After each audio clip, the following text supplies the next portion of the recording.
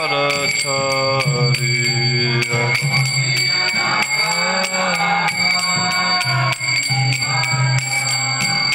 Yashodanandana Braja Janarandana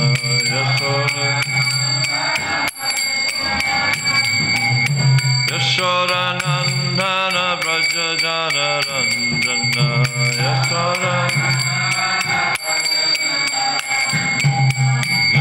Yamunatira Vanacharya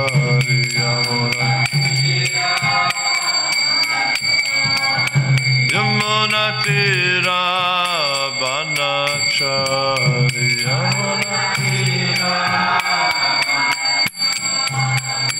Jaya Radha Madhava Kunja Bihari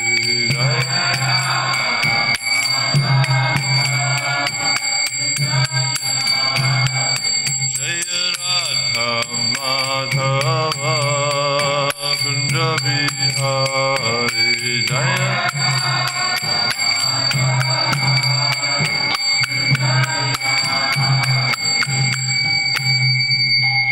Jai Nitya Vishnu Pad Paramahansa Parivrajakacarya Stotra Sri Srimati Srivangasa Bhaichara Vindavaka Swami Shri Prabhupada Ki ISKCON BBD Vandacharya Save the whole world Shri Prabhupada Ki Jai Nitya Vishnu Pad Paramahansa Parivrajakacarya Stotra Sri Srimati Srivangasa Bhakti Siddhanta Saraswati Thakur Maharaj Ki Ananda Gauti Vaishnava Ki Namacharya Shri Thakur Premji Bhava Shri Krishna Caitanya Prabhu Nityananda Shri Advaita Gadadhara Shri Sati Gaura Bhaktivinoda Ki Shri Shri Radha Krishna Gopana Shamakund Radha Kundgiri Govardhana Ki Braj Bhumi Shrindamana Ki Navadip Mayapur Dhamma Ki Purushtam Chetra Jagadapuri Dhamma Ki Ganga Maya Ki Jamuna Maya Ki Bhakti Devi Ki Tulasi Maharani Ki Samaveta Bhaktivinoda Ki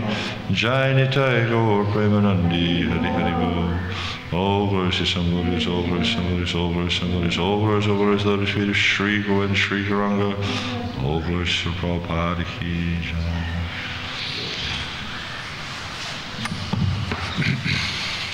Hare Krishna.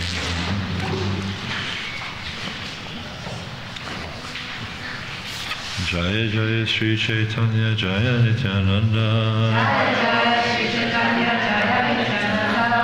Jaya Dvaita Chandra Jaya Gaura Bhakta Vrinda Jaya Jaya Sri Caitanya Jaya Nityananda Jaya Dvaita Chandra Jaya Gaura Bhakta Vrinda Jaya Jaya Sri Caitanya Jaya Nityananda Jaya Dvaita Chandra Jaya Gaura Bhakta Vrinda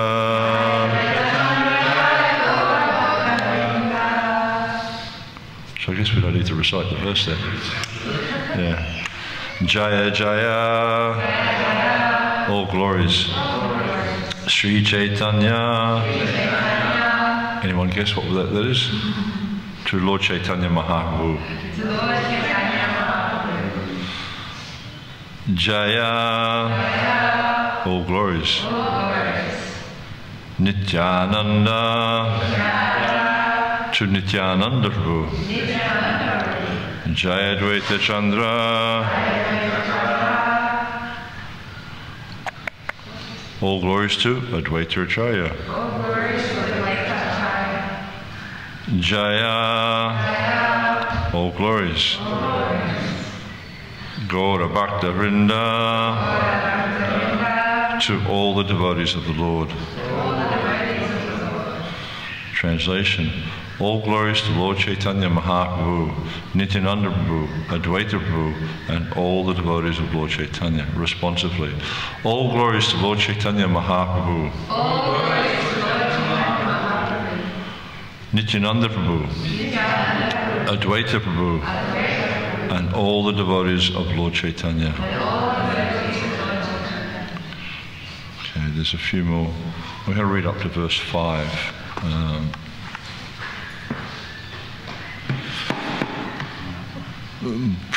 This is verse 3. Prabhura kahila e janma lila sutra yasoda nandana yaichi haile sachi putra. I have thus described in codes the advent of Sri Caitanya Mahaprabhu, who appeared as the son of Mother Shachi, exactly as Krishna appeared as the son of Mother Yashoda. Purport. Srila Narottam Das Thakur confirms this statement that now Lord Krishna, the son of Mother Yashoda, has appeared again as Lord Caitanya Mahaprabhu, becoming the son of Mother Sachi. Rajendrandana Nandanaye Sachi Sutta Hoila Se. The son of Sachi is none other than the son of Mother Yasoda and Nanda Maharaj, and Nityananda Prabhu is the same Balaram. Balaram Hoila Nitoy. Sanchepe kahila janma lila anukrama ebe kahe balya lila sutreda ganana. I have already briefly spoken about the pastimes of his birth in chronological order. Now I shall enumerate the codes of his childhood pastimes. So that's in the next few chapters, actually up to the end of the Adi-lila. Krishnadas Kaviraj will be describing, because in the previous chapter he talked about the birth of Lord Chaitanya, and I'll give a bit of a synopsis of the chapters in a minute. But then in this chapter he's talking mostly about the Balya-lila, the childhood pastimes, and then in the subsequent chapters he'll talk about the Purganda-lila, the Kashoya-lila, and the Yavana-lila, one chapter each. So just describing his early boyhood pastimes, and then his later boyhood pastimes, which is up to like about age 15. And then in the chapter after that, the last chapter in the Adi-lila, he talks about his youthful pastimes, which is up till 24, and that's the point where he left Navadvip and went to Jagannath Puri. Vande Chaitanya Krishnasya Balya Vande Krishna Chaitanyasya Balya-lila Manoharam Lokikam apitam isha chestaya valitantaram. Let me offer my respectful obeisances unto the childhood pastimes of Lord Sri Caitanya Mahaprabhu, who is Lord Krishna himself. Although such pastimes appear exactly like those of an ordinary child, they should be understood as various pastimes of the Supreme Personality of Godhead.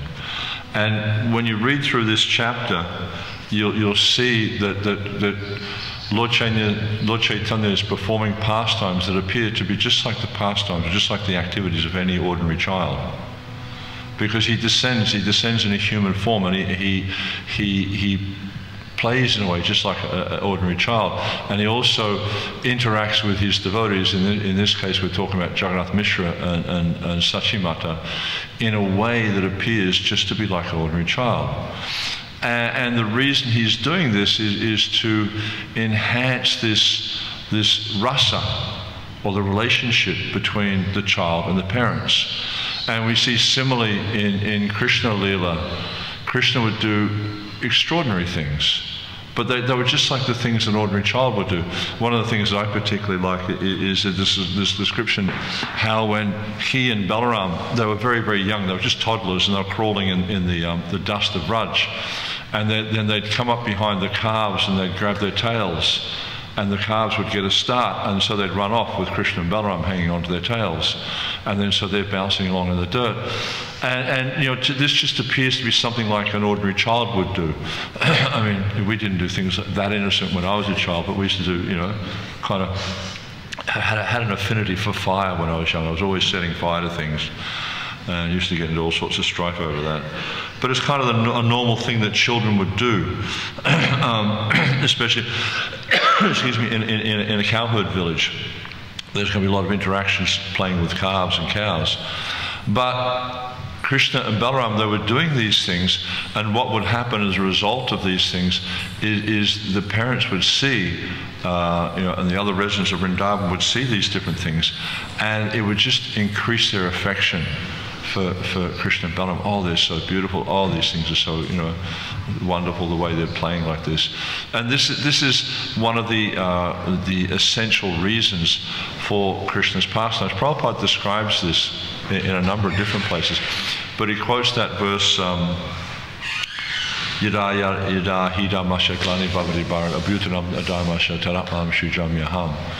And this is just, you know, whenever and whether there's decline in religious principles, predominant rise in irreligion, at that time I descend myself, you know, Paritranaya Sananam Vinischaya Tradiskatam Dharma Sangstapadataya Sambhavami Yuge to annihilate the miscreants and to, you know, establish the principles of religion, and also to, you know, favor the theists, that he appears himself Yuge, millennium after millennium.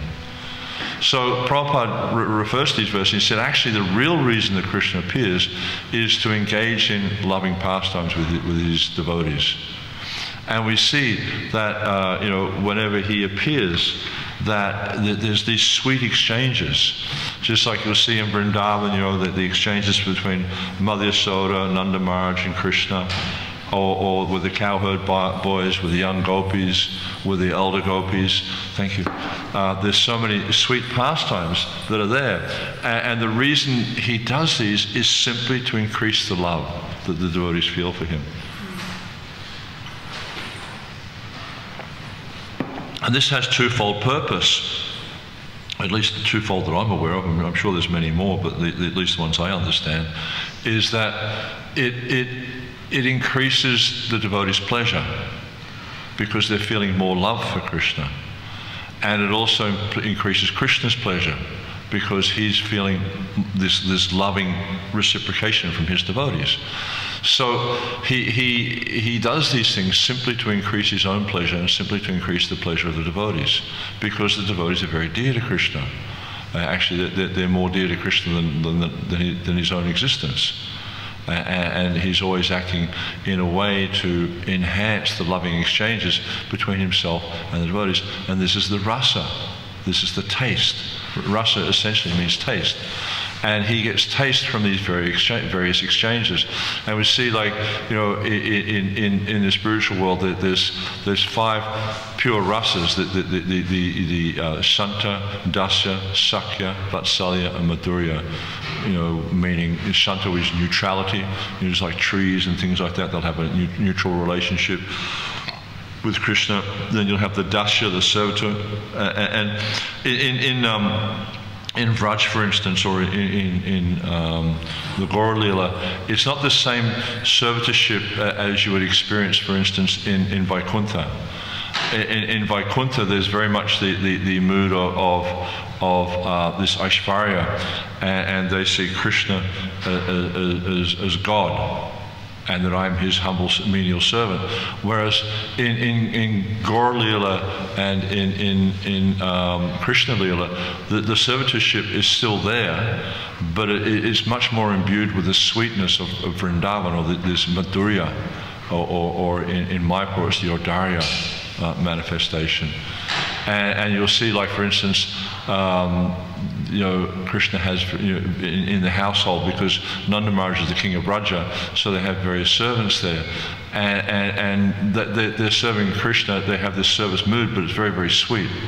They don't, you know, they have no perception of his majesty as the Supreme Personality of Godhead. And similarly, we see in Mayapur or in Navadvip, when Lord Caitanya manifested there, in the household, you know, there was a servant called Ishan Thakur, who's a great devotee, but still, you know, he's serving the Lord, but not in this this Aishvarya mood, but more in this Audarya, or experiencing the sweetness of Mayapur Dham. And so we see that, you know, these relationships, that they're there in their pure form, but they manifest according to the realm that they occur in. Like if for instance they happen in Vaikuntha, they're going to be very much imbued with the majesty of Vaikuntha and you know, the greatness of Krishna or Vishnu's or Narayan's form. And if they appear in the dhams like Mayapur and Vrindavan, they're going to manifest differently. And so throughout these next 4 chapters, we're going to see very much about how Lord Chaitanya's pastimes are manifesting in his youth, and just like there's many extraordinary pastimes that take place in this chapter, and you'll see how Lord Chaitanya is interacting with people just like a little rascal. You know, some of the things he does is really, you know, basically naughty. You know, and even Krishna, you see the same thing. Like Krishna would come into the cowherd houses and try to, you know, get the yogurt and the butter, and then whenever they broke the pots, they say, "Oh, this is no good." They give it to the monkeys. You know, or then sometimes what would happen is if they couldn't reach the pots because the gopis got very expert at putting the pots high up on the roof so they couldn't reach them, and they take everything out of the storeroom so they couldn't stack them up and climb to them, and they're so high even if they got a stick they couldn't break them. So they get the Krishna and Balaram would get annoyed with that, and they go urinate on the floor and they pinch the babies and wake the babies up. So just like naughty little children. But then you see, you know, like sometimes you see descriptions of how Krishna and Balaram, one time the cowherd ladies are coming complaining to Mother Yasoda, and they're saying how they put everything in a dark place, you know, like the yogurt and the butter in a dark place so he can't find it, and then but you know, because all the jewelry he's wearing, it gives off this luster and it's illuminating the place. And then some other sort of says, "Well, I'll take all the jewelry off." No, but his body has this unusual glow. So they're seeing the manifestations of him being the Supreme Personality of Godhead, but because of the effect of Yoga Maya, they don't see it. So it's right there in front of them. And just like we'll see in a few verses how Jagannath, you know, because Lord Chaitanya, you know, it just described his birth, and now it's talking about when he's a baby and how Mother Sachi is breastfeeding him, and she's looking at his feet and seeing the marks of Vishnu, you know, the Gada and the chakra and the upward curving line, the barley corn, all these different things on his feet, and they understand this is the markings of, you know, they understand. They're not like there's just simple village people. They don't understand the Shastra, because part of their daily routine is to study the scriptures. So they understand what these things are. But when they see them on the feet of their child, Yoga Maya takes over, and they don't make the connection. Even though they understand what it is, they just don't make the connection. And so then later on what happens is like Sachi's seeing this on his feet, and she just doesn't take any notice of it, and she just keeps breastfeeding him. And then later on what happens is they're seeing the footprints, these sacred marks of the footprints of the Lord around the house. And then Jagannath Mishra concludes, oh, Krishna must be playing with a shalagram. He doesn't make the connection. And then when they see that these marks again on Lord Chaitanya's feet, then they call Nilambar Chakravarti, because Nilambar Chakravarti is their astrologer. He's maternal, I think he's the maternal grandfather of Jagannath Mishra, I think, like the father of his mother. And so then Nilambar Chakravarti said, yes, when he was born, I told you that these 32 auspicious signs were there. And he lists all the different signs, you know, where he's very long, things are very short, things are very grave, you know, things different. I can't remember them all, but there's 32 different signs where he talks about, you know, his voice is deep, his navel is deep, and his consciousness is deep. His arms are long, his feet are long, his ears are long, you know, his eyes are long, different things like that. You know, his mouth is up curving, yeah, just some of them. So then he did the name giving ceremony, and one of the names he gave him is Vishvambara, the support of the entire universe. So he's pointing out how Lord Chaitanya is a very great personality. But even though that, you know, and he's saying that he says to Sachimata and to Jagannath Mishra that actually he's Narayan himself. But still they don't get it. It's sort of like in one ear and out the other ear sort of thing. Because of the influence of Yoga Maya, it's not possible for them to understand that this is God. Why? Because if they understood he was God, they wouldn't be able to interact with him in the way they need to fulfill the pastime. Because Jagannath Mishra, and it's kind of interesting because later on he has a dream, and in the dream he's arguing with a Brahmana. And in this dream, the Brahmana is saying, but your son, he's not an ordinary personality, he's the Supreme Personality of Godhead. And he's like, he's saying you shouldn't chastise him and do things like that. And he said, look, even if he is God, he's still my son and I have to do my duty. So this is the effect of Yoga Maya, is that even though he's told directly, your son is God, he doesn't accept it because why? Because of the rasa. And this is the difference. You'll see that people who are influenced by, more influenced by the Aishvarya, the tattva overcomes the rasa. Tattva meaning they understand that this is God, therefore I have to act in a particular way. Even if they're like we see with Devaki and Vasudeva. Krishna appears as their son. He manifests the four-armed Narayan form. And what happens is it's not like Devaki picks him up and starts to breastfeed him. No, she's offering prayers because the tattva has overcome the rasa. Whereas we see in Vraja and also in these pastimes in Mayapur, that the rasa overcomes the tattva. I'll give an example. There's a very simple example. It's in the Krishna book. When Krishna leaves the rasa dance, and the gopis is going mad in separation. They're running everywhere looking for Krishna, and then they came upon Narayan. And of course they're respectful of Narayan, but what do? They don't start to offer worship to him. They said, "Where's Krishna?" And of course, with his four arms, he pointed in four different directions to create more confusion. But we see that in the pastimes and this is like, you'll see also, Krishna Chakravarti Thakur, he describes this, that when Mother Yasoda looks into Krishna's mouth and she sees the universe there, and she sees herself, and she sees Krishna, and she sees Narayan, she sees all these wonderful things manifested in her mouth, she starts to reflect, is my son Narayan? Is he the Supreme Person? Is he some demigod? She's starting to wonder. And then she thinks, no, he's just my son. And she breastfeeds him. So we see how the rasa overpowers the tattva. And this is the understanding. When a very advanced Vaishnava has interactions with the Lord, then it's more about the relationship rather than the fact that he's God. And it's an impediment. You'll see, like with Arjuna, when he starts to perceive in the 10th chapter, when he starts to perceive that Krishna's God, you can see how his relationship with Krishna is more influenced by the Aishvarya side of things, because initially he's just thinking Krishna's my friend, and that and hey Yadava, hey Sakha, all this sort of stuff. But then when he sees that Krishna's God, he acts differently.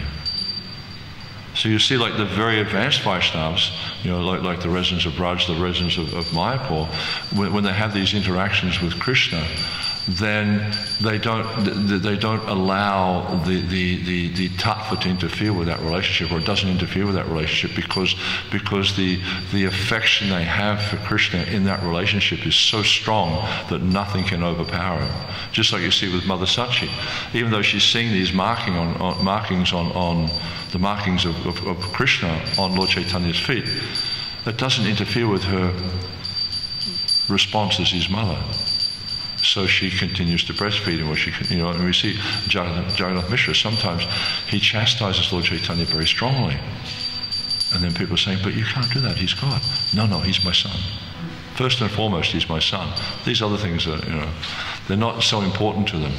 But it doesn't mean that they're like not religious people. It doesn't mean they don't worship. We see in Jagannath Mishra's house, he worshipped the shalagram. But the idea of equating his son as God just doesn't really happen for them, because it would interfere with the relationship. And so this helps us to understand the depth of their bhakti. Their bhakti is so strong that they're so inspired to want to serve Krishna in a particular relationship that even though he's manifesting himself as the Supreme Personality of Godhead, that doesn't interfere. There's a short purport here, I'll read this. In Bhagavad Gita, this statement is confirmed as follows. Avajananti mamudha manushim dharmashritam param bhavam ajananto mama bhuta maheshwaram. Fools deride me when I descend in the human form. They do not know my transcendental nature, my supreme dominion over all that be. Bhagavad Gita 9:11. The Supreme Personality of Godhead appears on this planet or within this universe like an ordinary human being.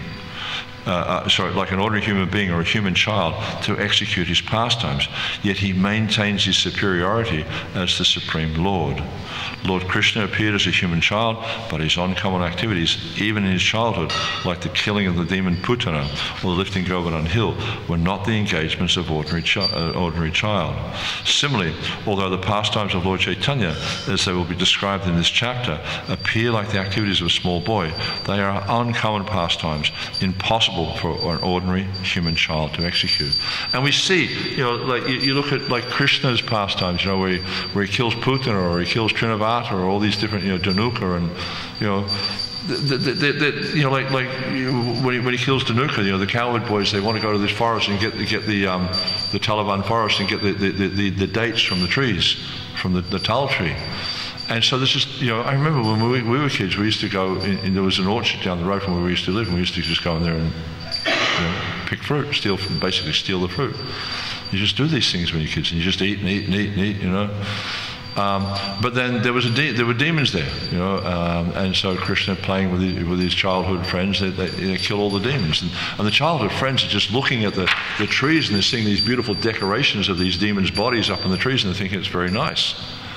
But they don't think he's God. Why? Because of the relationship, because the relationship is so strong.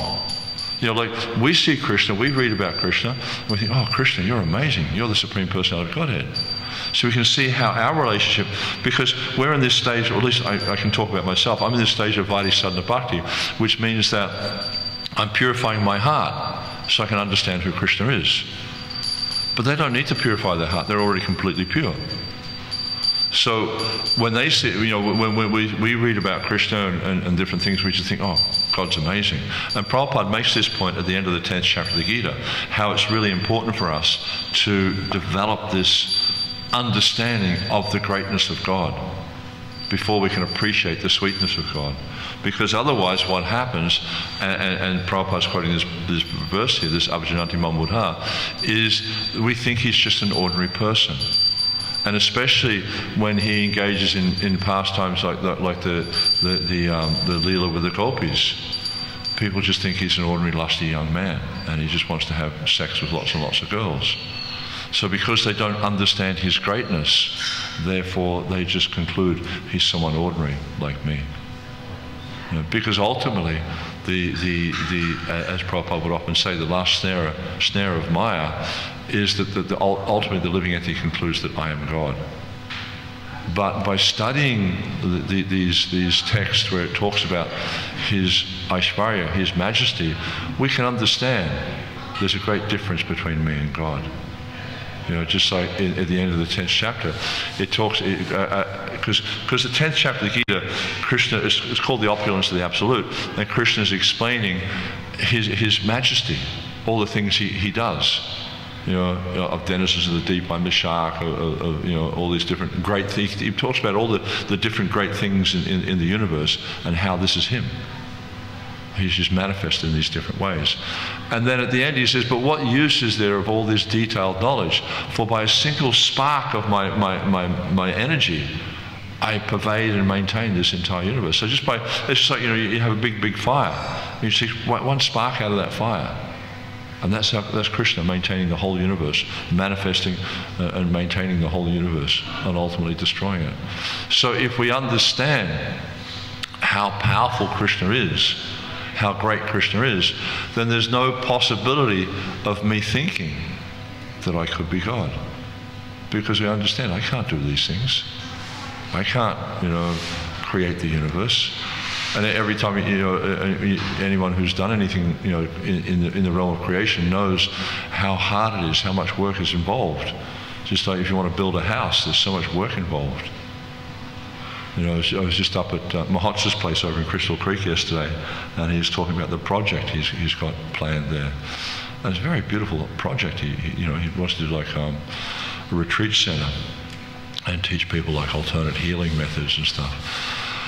And just like looking at it, I'm 65 years old, and I think, well, there's a lot of work. I wouldn't even bother embarking on this sort of stuff at this age, and it's just too tiring.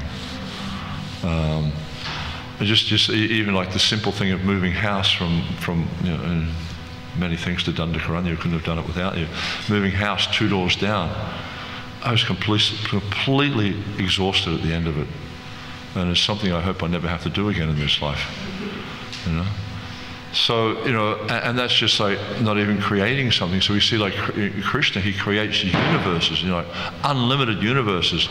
I remember when we did the installation for the Panchatattva, we had this big bag of mustard seeds, because you make the tilpishti, which you put over the deity. So we had this bag of mustard seeds, like, like I don't know if you remember the briquettes, Krishna Kirtan, you used to get those sacks with the briquettes in them.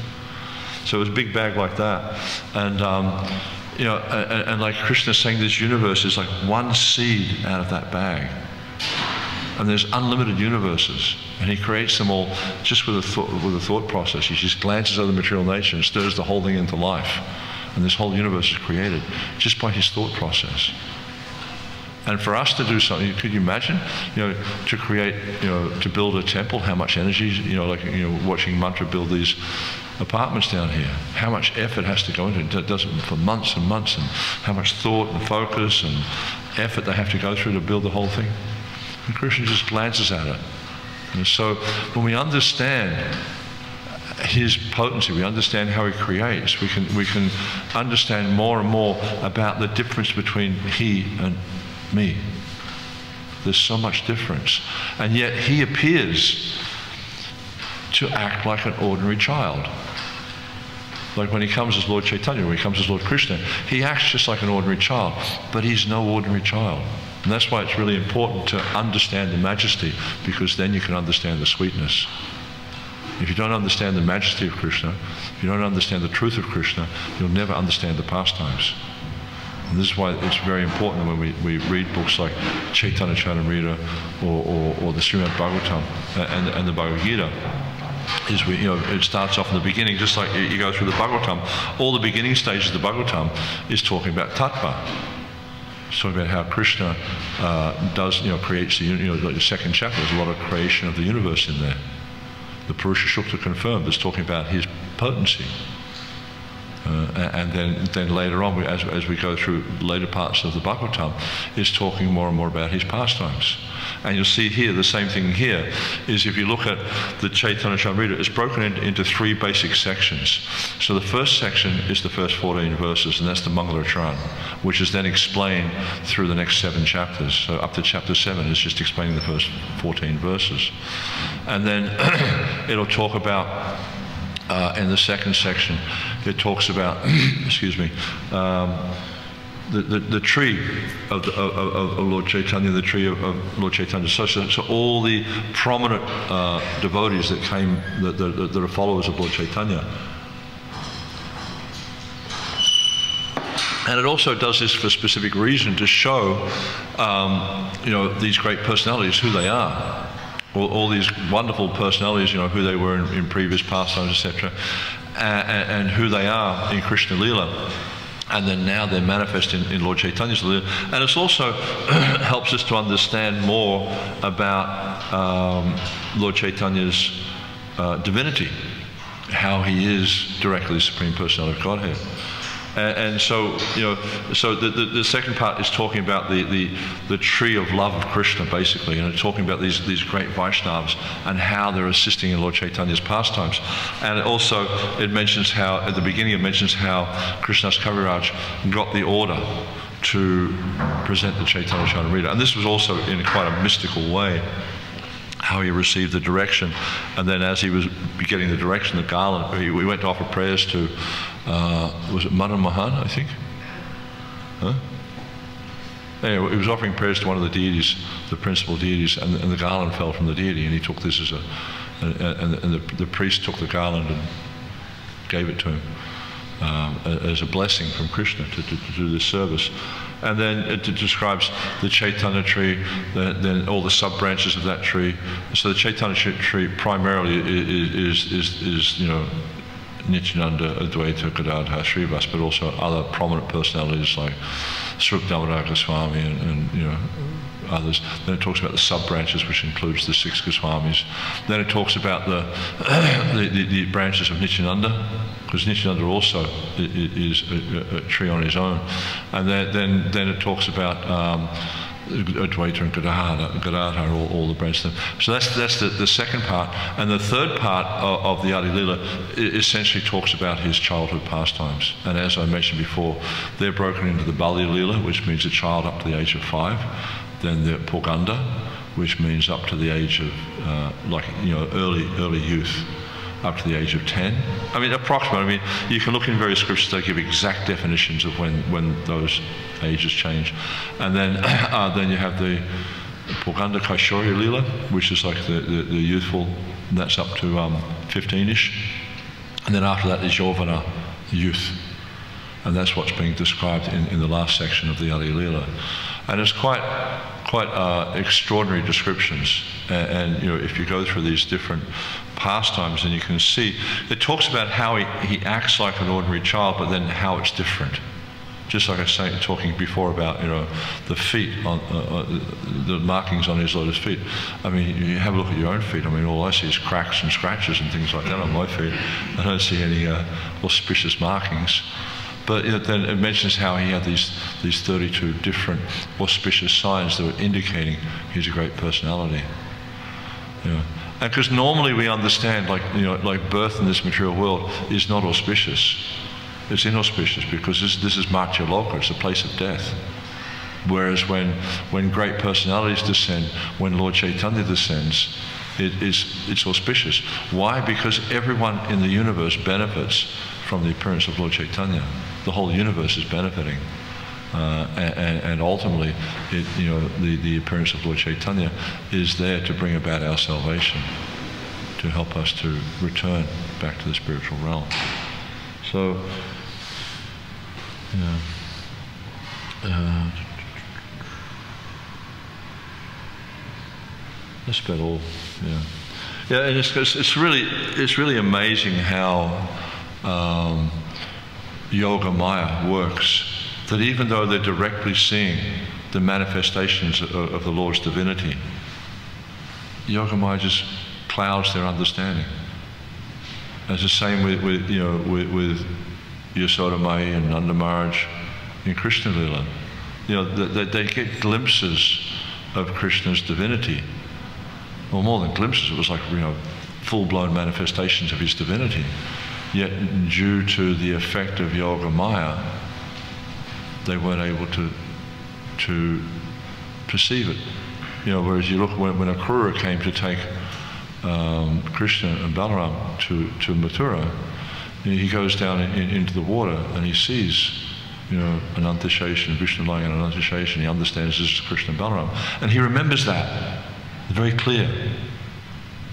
But he's confused about it, but he remembers it very clear. So you can see how, because of his Aishvarya, this divinity was more, he was more aware of the divinity. But when devotees are very overcome by the emotion of the relationship, then it just completely obscures any concept of the divinity. They have glimpses, and we see this a lot in Krishna's pastime. They have glimpses. Yasoda Mai, she often would have glimpses of Krishna's greatness, and you know, when Krishna's dancing on the heads of Kaliya. I mean, surely, you know, we don't see ordinary young boys doing things like that. Or when Krishna is holding up Govardhan Hill for 5 days, what 5-year-old boy do we know can hold up a mountain? You know, so surely they have glimpses of it, but due to the effect of Yoga Maya, due to their loving relationship with Krishna, they don't understand that. They just don't get it. And even they think, oh yeah, maybe he's God. Yeah, but what does it matter? He's my friend. You know, that's the influence of Yoga Maya. And so, there's two deluding potencies we understand. There's Yogamaya, there's Mahamaya. Mahamaya just puts people in ignorance. It covers them, pushes them down, covers them over. And they don't remember at all. They completely forget. Whereas Yogamaya facilitates the pastimes. Because, if the cowherd boys were thinking that Krishna was God, would they climb on his shoulders? No way. Put my feet on God?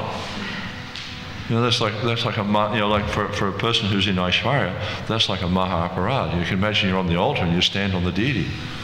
My gosh, that would be so offensive because of our relationship. So we can, so it's not like it's all the same. As the relationship evolves, the way you interact changes. The way you have exchange with Krishna changes. And when you get to this point of being in such a loving relationship where the relationship is more important than the tattva, then you just interact with him like he's an ordinary person. And he likes that. He doesn't want to be treated as God. But of course that doesn't mean that we can start treating Krishna as just an ordinary person, because we're not on that level. So, as Prabhupada would say, first deserve, then desire. When you become qualified, then you can interact with Krishna in that way. Yeah, so just some thoughts from that discussion. Any comments, questions at all? Any corrections, Krishna Kirtan? Jai Dandakaranya Ji.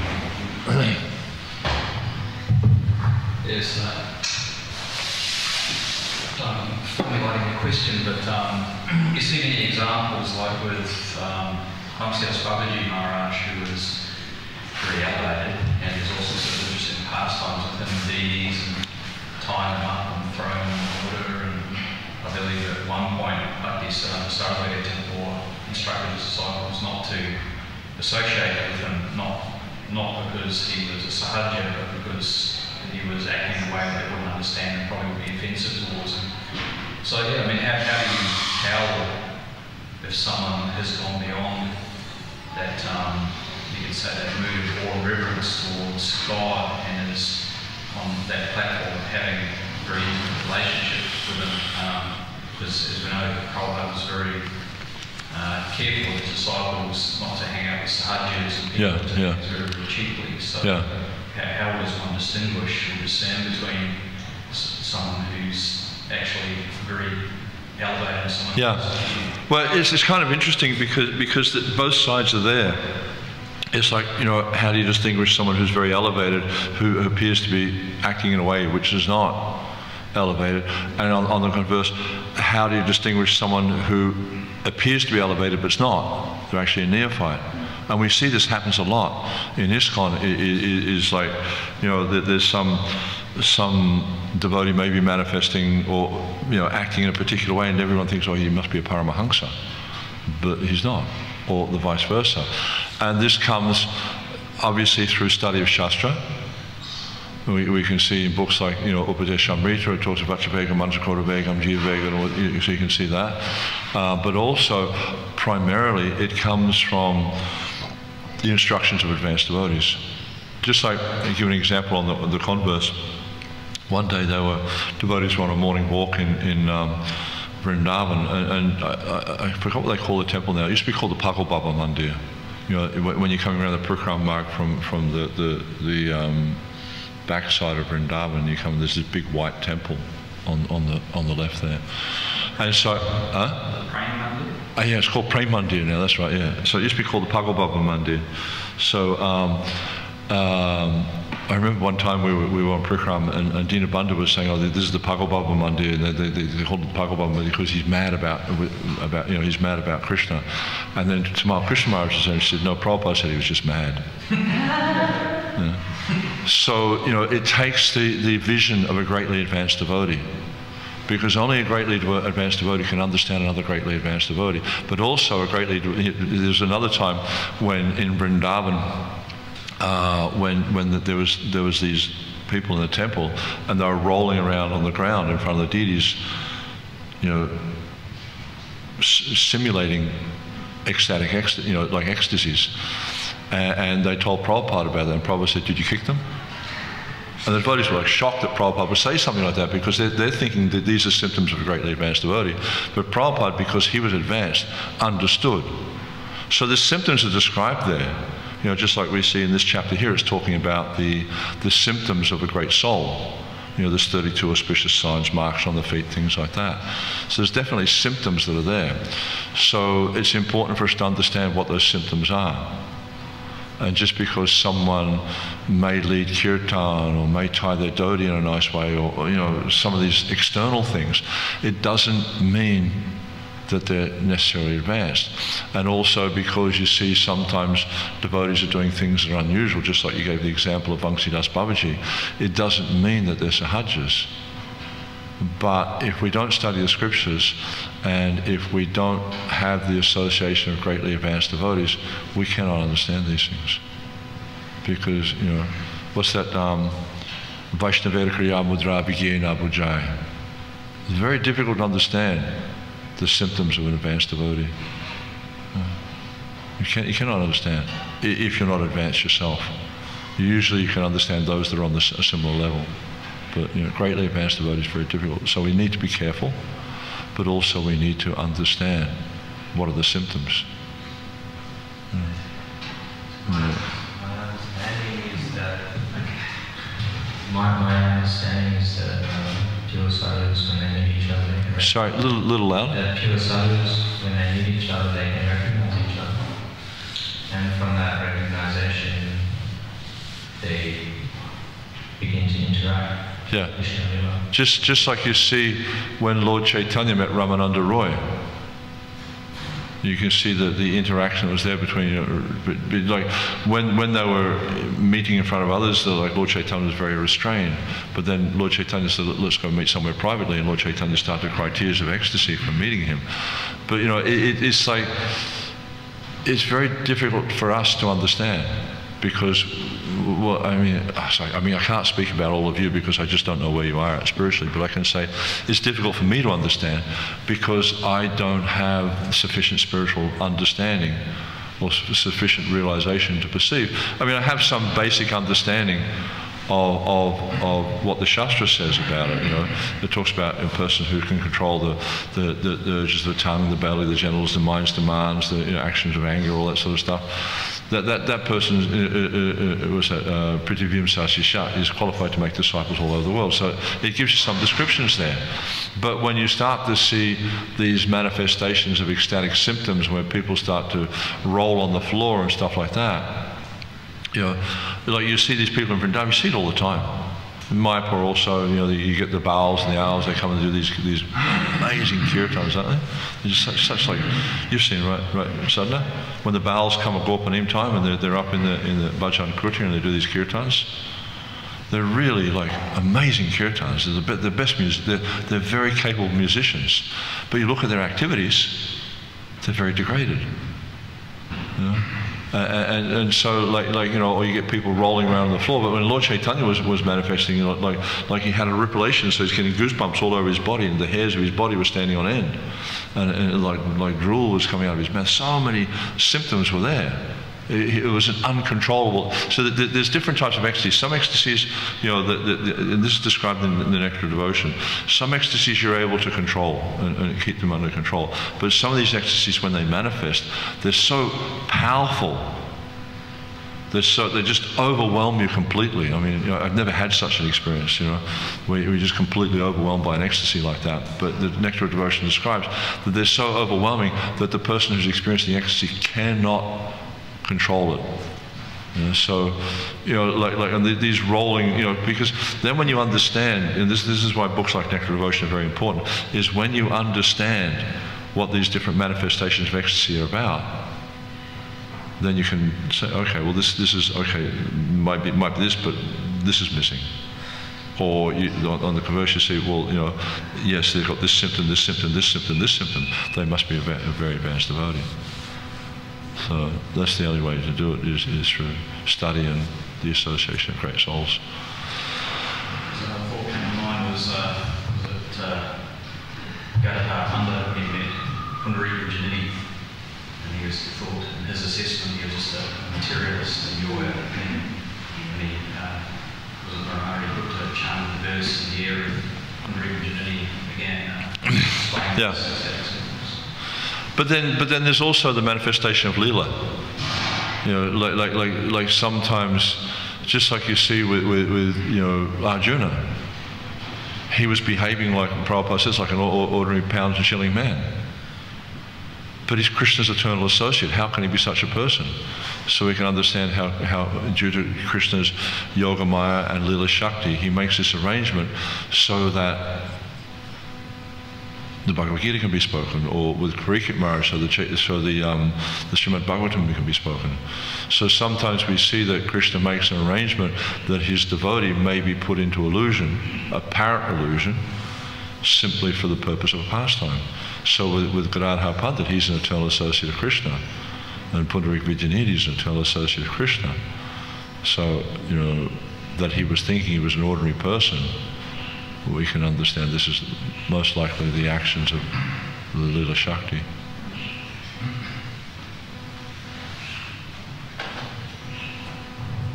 Yes, Shastra Prabhu. Thank you for the nice description, Prabhu.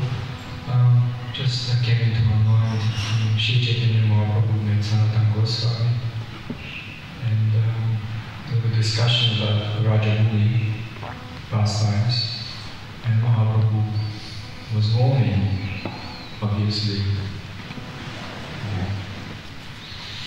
not mainly Sanatana Goswami, but the readers of Caritamrita, to be very cautious in the association of Rajavasis, because they're highly exalted position that Kanishtas, lower levels, cannot perceive. But we understand Lila, and they pass lives and to gather all the punyas and the benefits and the blessings they took birth in Rajabhumi, then we can at least, in theory, we can understand their position. Although they may externally cover, like I said, Yoga Maya covers them. So Sanatana Goswami took it seriously, so he was very cautious in his dealings with the Vajanas. So difficult to perceive. Yeah, I think it's important just to be cautious in our dealings with all Vaishnavas and not just try to, I don't know, categorize them. Just understand that, you know, like everyone is trying to the best of their capacity to serve Krishna, and just be grateful for the association. Raghunath Das Goswami thoroughly understood this. So he offered his obeisances 2,000 times up in the Vaishnavas. When he chanted, uttered the holy names of Krishna, he felt the greatness of that person. And Mahaprabhu himself says, out of thousands, one chants the holy names of Krishna even just once in his whole life is the best of all. Yeah. So the specialty of the word is very... Yeah, and that's true. It's like to have this opportunity to come into contact with Krishna's holy name is not ordinary. There's so many, countless millions and billions of living entities on this planet. Now, how many of them have even heard Krishna's name? So, yeah, very extraordinary. Okay, thank you very much. Srila Prabhupada ki, Samaveta Bhaktivinoda ki, Jai Nitya Gaur Premanandi.